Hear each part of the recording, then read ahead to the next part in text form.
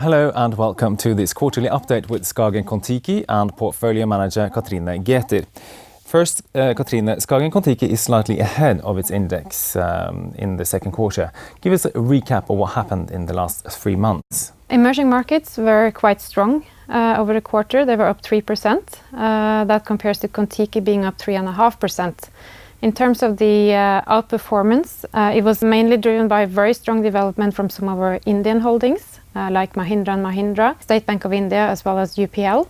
To a certain degree, they actually all benefited from expectations of a good monsoon period in India, but they've also had very strong results coming out in the period. Now, in April, there were signs that emerging markets were coming out of the woods.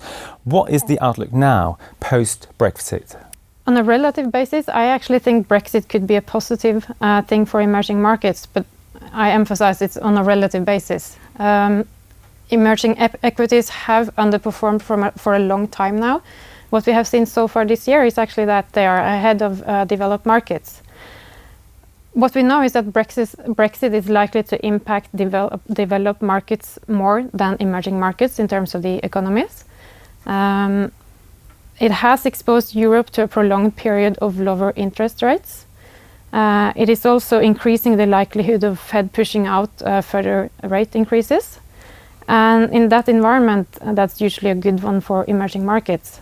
If you look at it on a relative basis from a valuation perspective, emerging markets now are starting to look quite cheap. You actually have to go back to the dot-com boom area to find a similar gap in the valuation for emerging markets versus developed markets. That in itself should be supported going forward. All right, now, emerging markets are, as you obviously know, more than the BRIC countries.